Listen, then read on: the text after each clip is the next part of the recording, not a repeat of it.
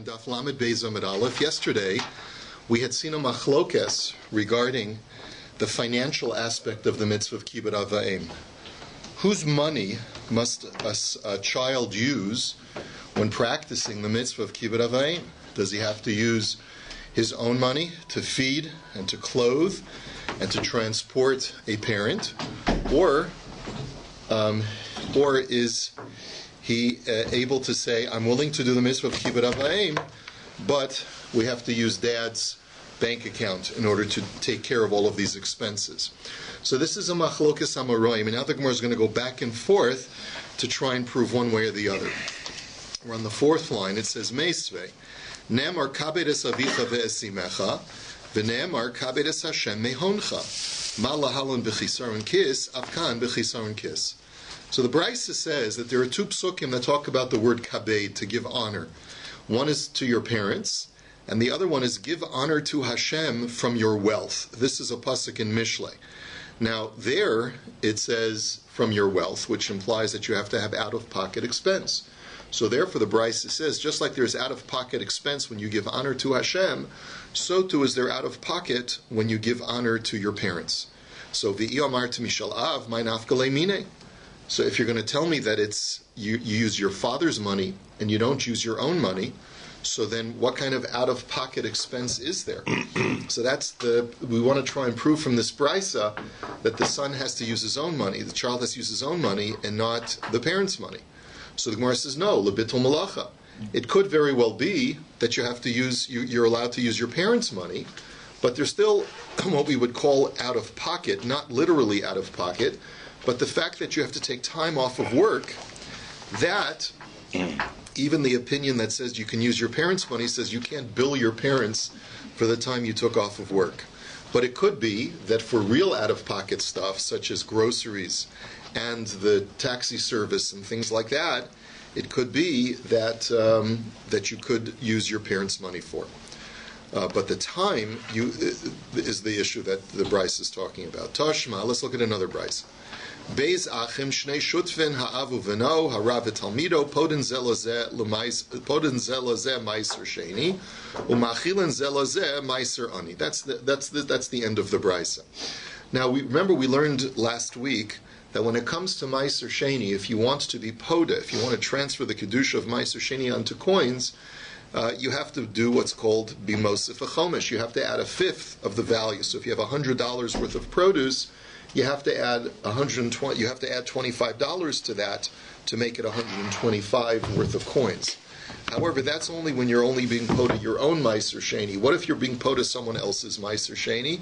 So we learned also last week that no, you don't have to be mosif chomish. You don't have to add that fifth.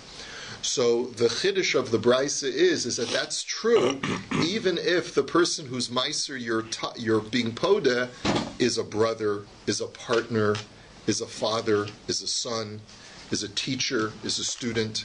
So even though there's already that closeness, still it's still considered to be a different person, and you don't have to be mosif chomish. But then the brisa also says another halacha, which is, what about meiser ani? What if there's a secondary tithe every third and sixth year that you have to give to the poor? You can also give that tithe of the poor to a brother, a partner, a parent, and the chiddush there is, don't think that that person is someone that you would have provided for anyway, and therefore maybe you're not allowed to use meiser ani. Maybe the meiser ani you have to give is to people who are not people that you would have sustained anyway. The chiddush is if that person is poor, you can provide him with meiser ani. So the question is like this: V'i amart mishal ben nimsa ze porei achovo mishal aniyim. Now, if you're going to tell me that when a son fulfills the mitzvah of kibbud av va'em, feeding his father, taking care of his father, he's got to use his own money. So then how can I use meiser ani to provide for my father? I'm using meiser ani to pay what I already owe from my own bank account. So isn't that illicit? I mean, shouldn't that be usur? I can't pay off my debts with tzedakah funds. Right? So if I already owe my father from my own bank account, how can I use meiser ani to provide him with the food that he needs? So doesn't that prove that you don't have to use your own bank account? If your father is an ani, you can use your Meiser Ani to take care of him. So the Gemara says, no, lo tzricha laha adafa. Not necessarily.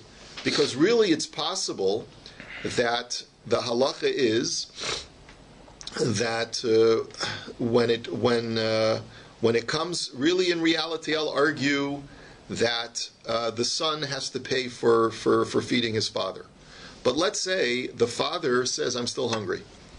Really, the requirement of the son to honor his father is a modicum of sustenance, right? Let's say the father says, I want more. That's where the Brisa says you're allowed to use Meiser Ani as tzedakah to provide more for the father. It could be that's one interpretation of the Brisa, and therefore there's no proof from here that that you use the father's funds. It could be that you use the son's funds. So the Gemara says, "Ihachi hanu dekatani Allah amar Rabbi Yehuda tavo me'era lamisha machelas aviv Meiser Ani v'ila hadafa my nafkamina." So the Gemara says, but I don't understand. If you're telling me that the son really has to pay all of the out-of-pocket expenses from his own bank account, so he's taking total care of his father, and it's only if the father requests extras that you're allowed to take from tzedakah money and give it to your father, why then does Rabbi Yehuda say that may a curse befall a person who uses tzedakah funds or Meiser Ani to sustain his father? You're only using it for extras. Why do you get a curse? You've already taken care of the basic necessities for your father, and now that he wants additional food, you're giving him tzedakah money. So why is that such a terrible thing? The Gemara says, no, afilu hachi zila beimilsa. It is. In other words, even though the primary sustenance of your father is not tzedakah money, but even giving him additional stuff from tzedakah money is deprecating, is degrading for your father, and therefore you shouldn't do it. Tashma, shalu es Rabbi Eliezer, ad heichen kibbud av va'em. Amar lahem kidei she'itol arneki v'yizrakenu liyam b'fanav ve'eno machlima. So we had seen an allusion to this yesterday. Remember Rabbi Tarfon took pride in the fact that his mother used him as a footstool to get into her bed. And they told him this exact brisa. Quoted, they asked Rabbi Eliezer, what are the outer limits of kibbud av va'em? In other words, how far do you have to go? And he responded to them is that even if you have a parent who is so cruel that they'll take a bag of money and throw it into the ocean, you have to be totally silent. So the Gemara's question is, V'i amart mishal av my nafkale mine.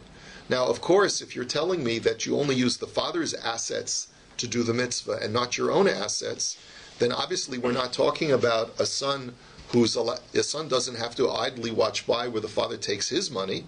Maybe so. We must be talking about where the father's taking his own money and throwing it into the ocean. Well, if that's the case, then why would the son get upset? In other words, like what's the big deal that you remain silent? It's my father's money. What difference does it make to me? So the Gemara answers Beroi liyorsho, because the kid's saying, "Hey, that's my Yerusha. You just took a bag of $1 billion of gold and you threw it into the ocean. What am I going to live off of when you kick the can?" So that's the reason why the son would get upset. And the mitzvah of kibbud av va'em is that even when you see your Yerusha melting away, you have to be silent. That's a big nisayon, right? When you see your parents using what you consider to be your Yerusha. Well, of course, it's not your Yerusha, it's your parents' money. They can do with it whatever they want. V'chiha de Rabba bar Rav Huna kara shiroi be'anpe Rabba berei. So, and the Gemara now actually tells us an example of that there's the nisayon that was used in order to determine how refined a son is in the face of his father, was to see if the son could restrain his anger. There was once a story that Rav Huna wanted to test his son. He wanted to see, is my kid a hothead? Can he control his temper? So what he did was he tore a very expensive silk garment in the presence of his son. Amar Ezel ichze irasach ilo rasach. Let me see if he gets upset or not. So it was a test. So the Gemara says, "V'dilma rasach ve'kavra lifnei iver lo sitein michshol." But 1 second, says the Gemara, what right did Rav Huna have to do that? You can't cause another Jew to sin. You can't cause your son to sin. What would have happened if he would have torn the garment, and his son Rabbi would have gotten upset and said, "What are you doing, Dad?" And he would have spoken disrespectfully to his father through his emotion. Isn't Rav Huna causing him to sin? So the Gemara says, "Demachile liyikre." No, the answer is that Rav Huna, as we'll see, a father can be moichel on his kavod. Rav Huna was moichel on his kavod, and as Tosfos points out, he informed his son. He says, son, I want you to know something. I'm going to be doing something in the next half hour that may cause you some upset. I don't want you to worry about it. If you want to become upset, by all means get upset. Tell me how you really feel. And by doing that, this was a real test. And the reason why you have to explain it the way Tosfos says it is because if Rav Huna had not informed his son, even though he would have been moichel on his kavod, but if a person gets upset at his father, even if his father's moichel, he's still doing an aveira. It may not be an aveira that his father takes offense at, but it's still an aveira. So the Rav Huna had to inform him, I don't mind, you can do whatever you like. So v'hakavra mishum bal tashchis. But what about the fact that he's wantonly tearing a garment and he's destroying something of value? There's an issur of bal tashchis. So the Gemara answers, da'avad le b'pumbiani. He tore the silk garment at the seam with the two fat pieces were sewn together. So he knew that he could always repair it. It wasn't a big deal. Just take it to a seamstress and get it fixed. Maybe that's the reason why the son didn't get upset. Then why was it a good test? The Gemara answers, Da'avad le bishas rische. No, Rav Huna decided, let me get to a point where my son is very tense. And then I'll tear the garment, and I'll see if it intensifies his tension. In other words, after my kid comes home from a long day at work, the kids are crying, everything is going upside down in the house. And then I'll go, hey, son, and then he tears the garment. That would have been the test. Am I getting him at a vulnerable point where he's going to blow his top? And that was the test. So, Masnin le Rav Yecheskel l'Rami Berei. So, the Gemara now, in a related issue as far as the way that you address a parent, tells us the following story. That Rav Yecheskel, now let's just get our family straight. Rav Yecheskel had two sons who were great Talmidei Chachamim. Rami Bar Yecheskel and Rav Yehuda Bar Yecheskel. So Rav Yecheskel one day was learning with his son Rami, and he told him, I know the following brisa. The brisa says, Hanisrafim b'niskolin Reb Shimon Omer Yodinu b'skila shahasreifa chamura. That he started off the brisa as follows. It says, you have a bunch of prisoners who have already been convicted by the Beis Din to be executed in Beis Din.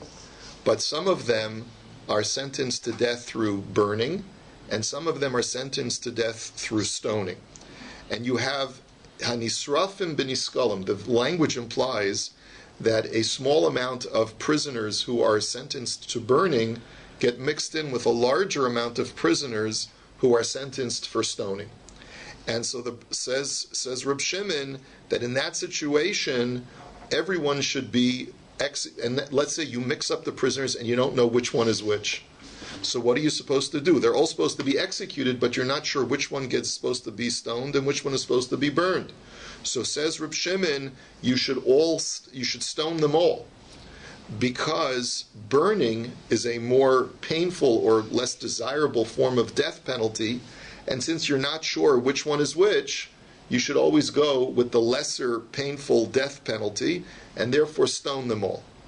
So, and remember that the majority of people in these prisoners are going to be stoned anyway. Okay, so Amar le Rav Yehuda Berei Abba lo tisnaye hachi ma'ir yasreifa chamura tepaklei deruba niskolam ninu.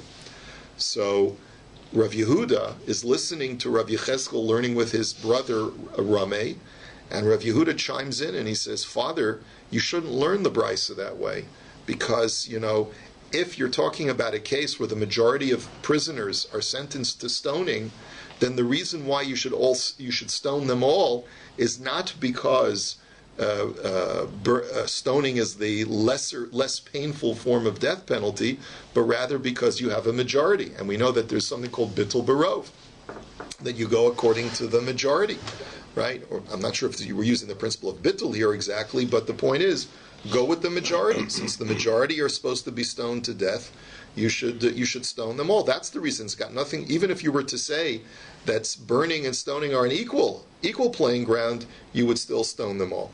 So elahachi isnai, but rather, Father, if you want to learn the brisa correctly to teach me that point, that stoning is a less severe form of death penalty, then you should learn the brisa this way. Haniskolim b'nisrafim. that we're talking about a case where there's a minority of stonies and a majority of burnies. Okay? And so that's the issue. That even though the majority of people are going to be killed by burning, but once they get mixed up, and even a minority of people who are going to be stoned, the reason why we kill them all through stoning is because when you subject them by comparison, we say that stoning is a less severe form of death penalty, and it's not fair, therefore, that if one of these guys only deserves to be stoned and not burned, that we should burn him. That's the proof. And therefore, Father, you need to change your girsa in the brisa. So Amar Lei, so Rabbi Yecheskel said back to him, Ihachi ema seifa. But wait a minute, son, listen to the second part of the brisa. V'chachamim omrim yadunu bisreifa shaskila chamura. And the chachamim say no. The chachamim say that the death penalty is when you get all these prisoners mixed up, as they should all be burned. Because we hold that stoning is a less desirable, is a more severe form of death penalty. And therefore, if you got them all mixed up, you should give them the less severe penalty and let them all be burned, not then let them all be stoned like Reb Shimon says. So Rav Yecheskel says, if you're talking about a case, the way that you were saying it, son, that there's a majority of burnies and not a majority of stonies, so my Arya diskila chamura tepaklei deruben israfim dinu. Maybe I could argue the Chachamim should say, even if you were to say that stoning and burning are on the same level, we would still require that all of them get burned and not stoned, because the majority of the people are burnies and not stonies. So Amar Lei Hasam Rabbanan Hu Dekamar Leila Reb Shimon Dekamar Tzreifa Chamura Lo Skila Chamura. So Rav Yehuda responded to his father, Father, that's not a kasha, because really the Chachamim hold that even if you say that stoning and burning are on the same level, we would still say that you burn them all because the majority are burnies. The reason, however, we want to address Reb Shimon's point. You, Reb Shimon, say that that's burning is more stringent than stoning. We say just the opposite. We say that stoning is more painful than burning, and therefore, l'shitascha, we're directly opposing your position.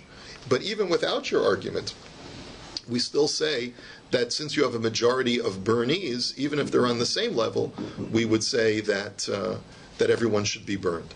Now that's the conclusion of the back and forth discussion, but it's really tangential to our point.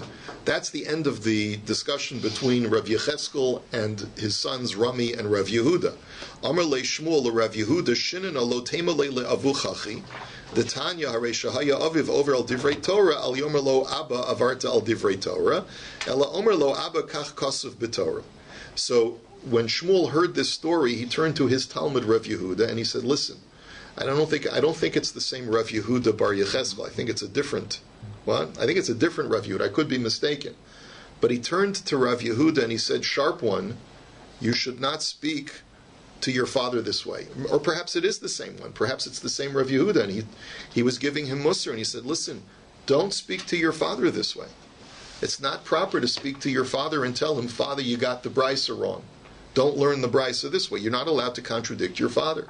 And how do I know this? Because the brisa says that if your father was committing an aveira, you shouldn't say, "Father, you did an aveira," right? But rather, you should say, "Father, such and such is written in the Torah."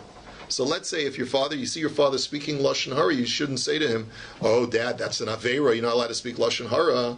You should say to him, "Father, it says in the Torah, Lo sisa shema shav," right? You should not bear false rumors or so forth.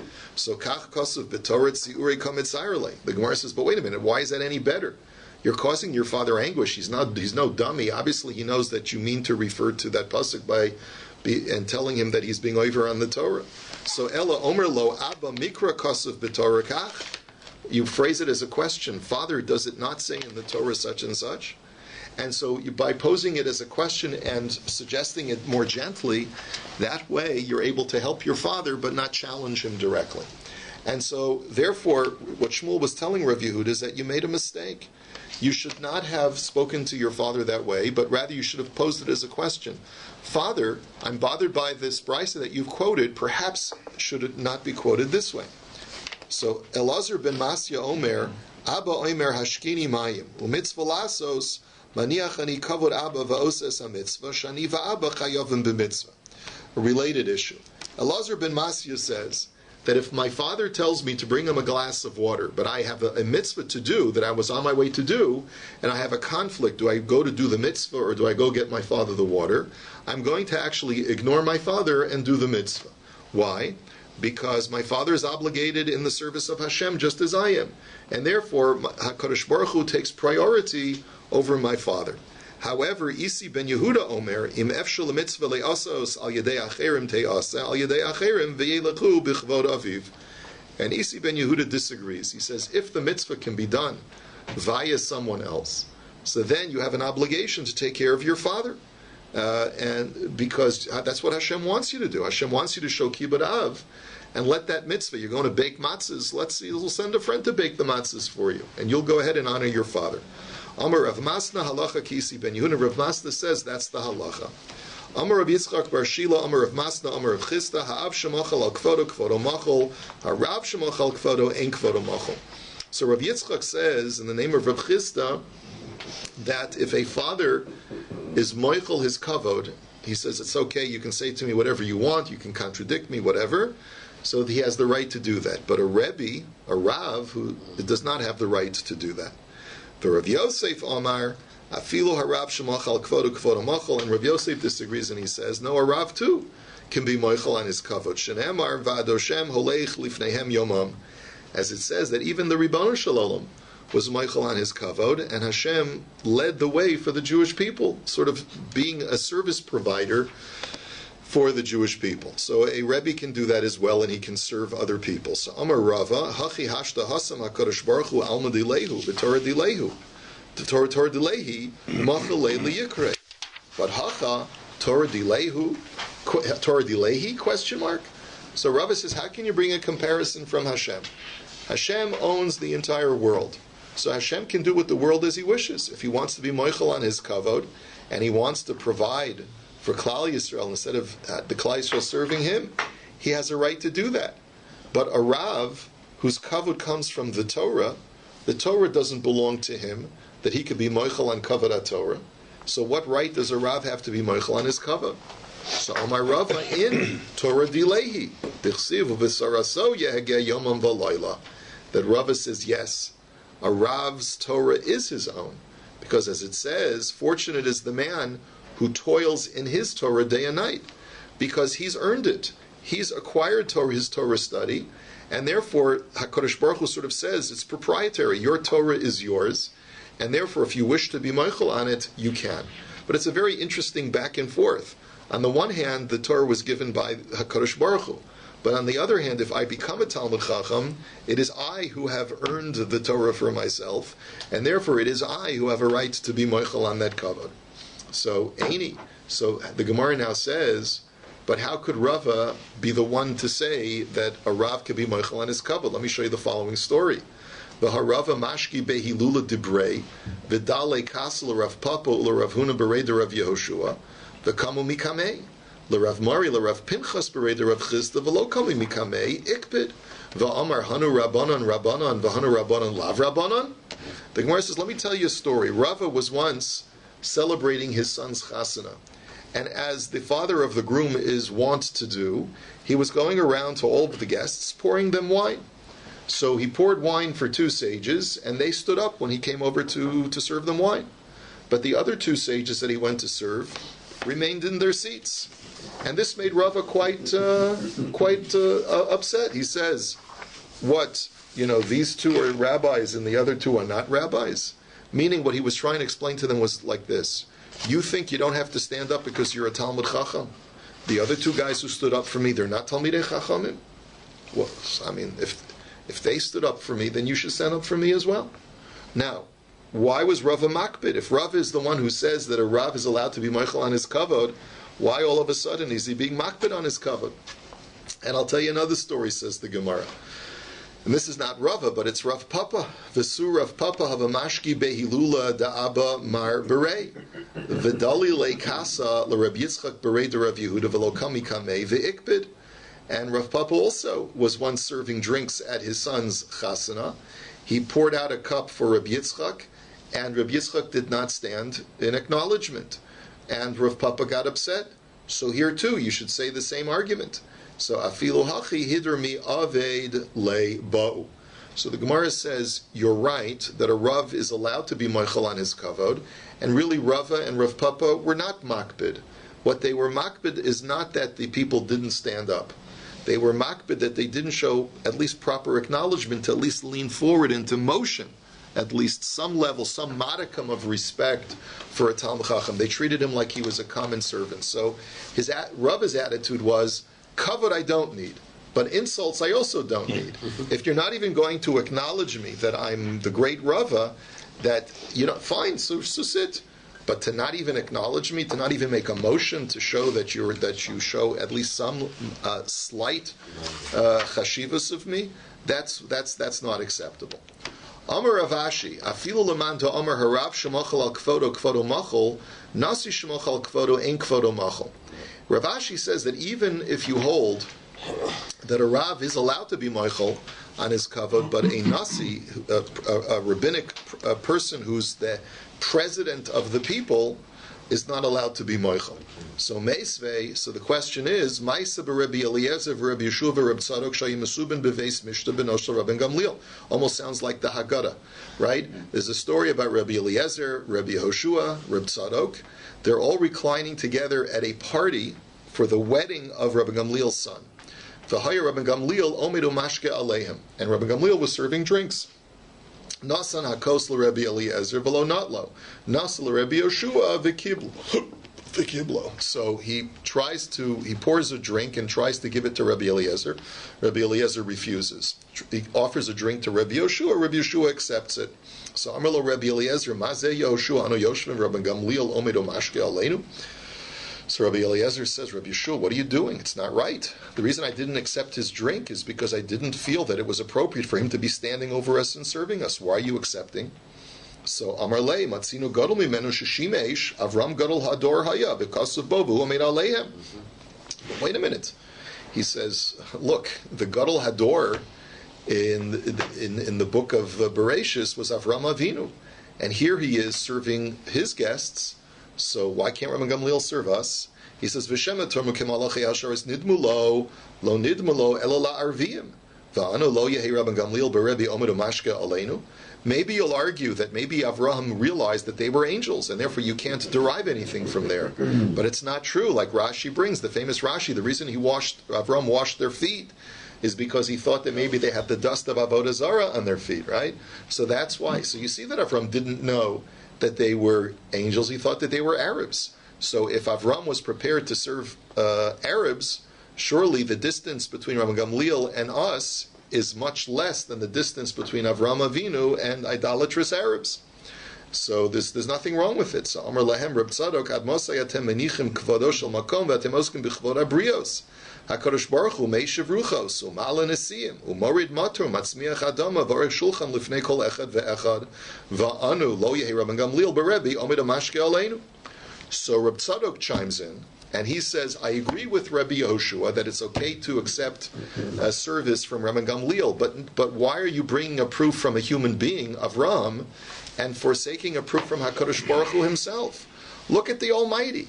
He's standing there constantly, proverbially, in a figurative sense, standing over us constantly, making the wind blow, positioning the clouds over our fields, causing it to rain, making our crops grow, putting food on our tables. God is serving us constantly. And if it's good enough for Hashem to serve lowly creatures such as we, then surely it should be okay for Rabban Gamliel to serve us. That's the analogy that you should make. But what do you see from this brisa? You see that it is okay for a Rav to be moichel on his kavod, and even a nasi, like Rabban Gamliel, to be moichel on his kavod. So Ela I itmar hachi itmar. So you're right. If anything was stated by Ravashi, it was as follows: Amar Ravashi, afilu lemanda Amar nasi shemochel kvodo kvodo machol melech shemochel al kvodo Ein kvodo machol shenemar som tasim alecha melech shetehei mosa alecha.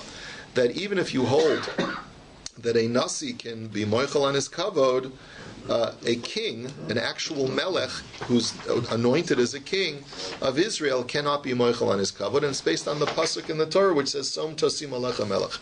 You shall surely place upon yourselves a king, which means when you place, the verb place upon yourselves implies that you have to create a situation of reverence between you and the king, so that you're not allowed to let him serve you. Let us go weiter. Tana Rabbanan mipnei seva takum. Yachol afilu mipnei zaken ashmoi tamuloy mar zaken vein zaken ela chacham.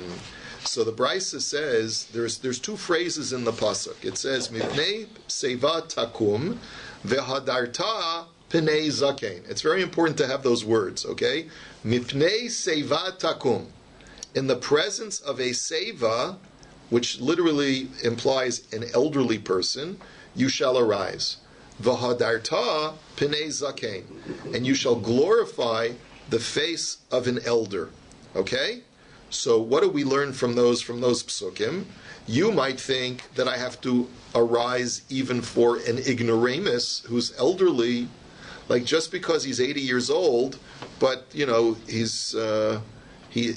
doesn't know a word of anything. He's a total am haaretz. You might think I still have to arise for him. That's why the Torah wrote the second phrase of Hadarta Pnei Zakein. The word Zakein means someone who's not just elderly, but also is a Chacham. He has Torah wisdom. Shenamar Esfa Lishivim Ish Mizikna Yisrael. As Hashem said to Moshe, gather for me 70 Zikainim in Parshas Baloscha. So you see that the word Zikainim doesn't just mean old man.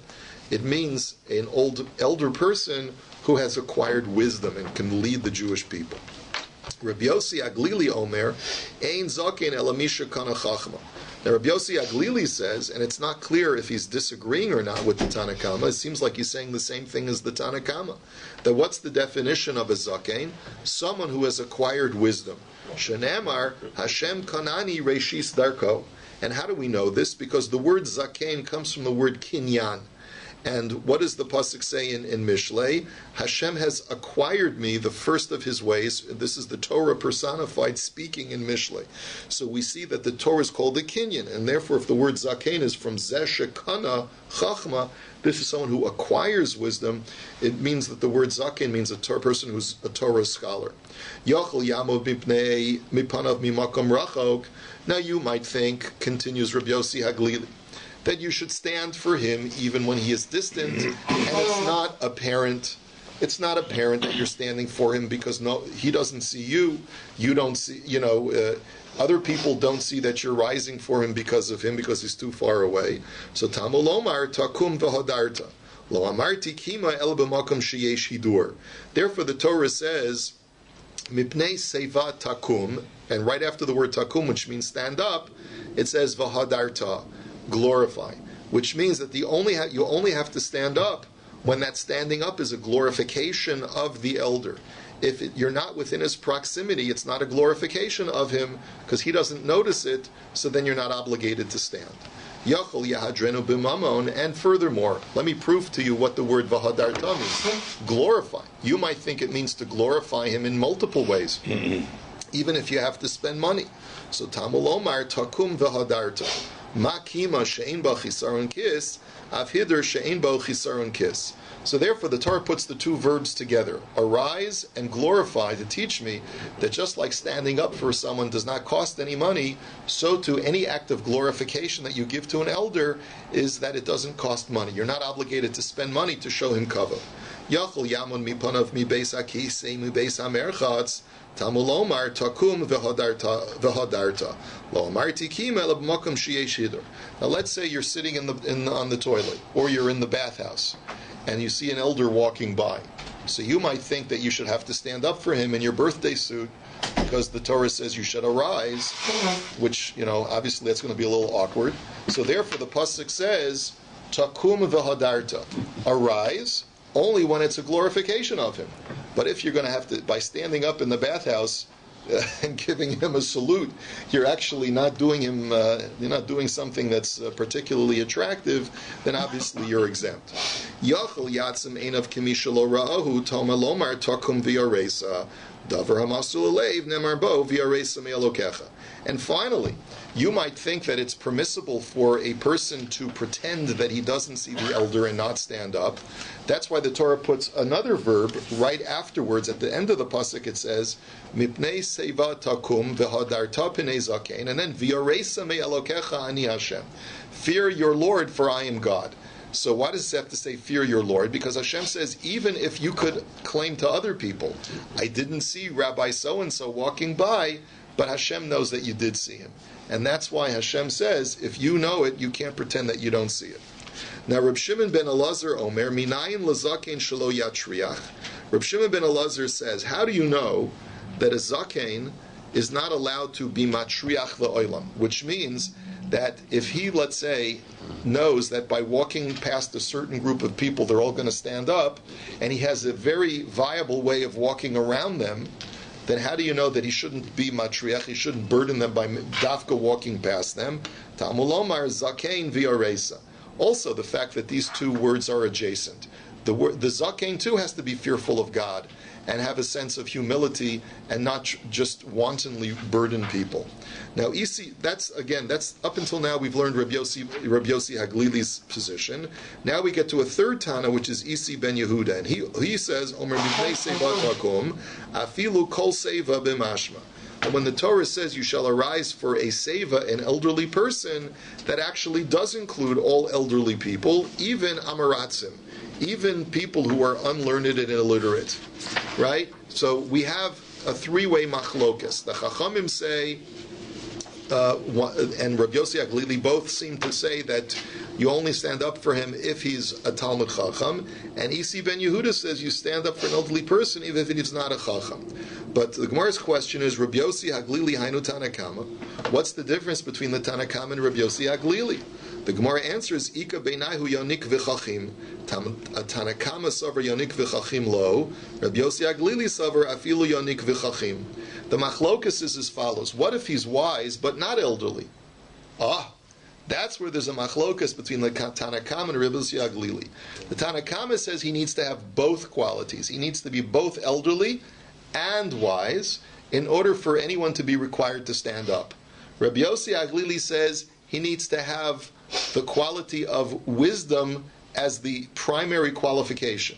So if he's elderly and wise, you stand up for him, and if he's wise, even if he's young, you also have to stand up for him. So the Gemara says, "My time into Rabbi Yossi Haglili." What's his reason? How does he look? How does he read the pasuk? So Amar Lacha Isal Kadaitach Kidaka Amar Tanakama Imkei Nichtov Rachmana Mipnei Seva Zakein Takum VeHadarta Maishna De Palginu Rachmana LeMeimar Dahai Lav Hai VaHai Lav Hai Shma Mina Afilu Yonik VeChachim. So Rabbi Yossi Haglili's argument is as follows. If we're talking about one person and one person alone for whom you have to stand up, then the Torah should not have given me two separate phrases. It shouldn't have said, Mipnei Seva Takum, Kama, V'hadarta P'nei Zakein, implying we're talking about two different kinds of people. It should have combined it and it said, Mipnei Seva Zakein Takum V'hadarta. You shall arise for an elderly wise man, right? And glorify him. So why did the Torah divide them into two? To tell me that we're talking about two different kinds of wise men. One is an elderly wise man, and one is a young wise man. And that's the chiddush of the Torah, is that it doesn't matter what his age is, you always have to stand up for him. The Tanakama mishum deboila mismach zaken v'yoresa. The Tanakama tells you, no, the reason why the Torah separated the phrases is not because we're talking about two different people, an elderly and a young. It's only for elderly and wise men that you have to stand up. Why then did the Torah separate out the phrases? Because we wanted to create an adjacency between the word zakein and v'yaresa. V'hadarta p'nei zakein v'yaresa me'alokecha, to teach me that what? That a zakein should not be matriach, he should not burden people by walking past them when he can circumvent them. The Tanakama my taima. So what is the Tanakama's also their refutation of Rabbi Yossi? Isa kadaitich kedama Rabbi Yossi Aglili imkein nichtov rachmana mipnei seva takum vehadarta pnei zakein umidelo kasiv hachi shmami nachadhu. So their argument is like this. According to you, Rabbi Yossi Haglili, we're talking about two different kinds of people. Then the Torah should have used two comprehensive phrases for each kind of person. It should have said, Mipnei seva takum vehadarta. For an elderly person who's wise, you should arise and glorify him. And also glorify and rise for a chacham who's not elderly. But the fact that the Torah does not use both verbs for both kinds of people tells me that we're only dealing with one kind of person. We're dealing with an elderly person who has wisdom as well. He's got both qualifications, and the only reason why the Torah separates out the phrases is to derive these additional halachos. We'll continue, Amir Hashem, this discussion tomorrow. Have a wonderful day.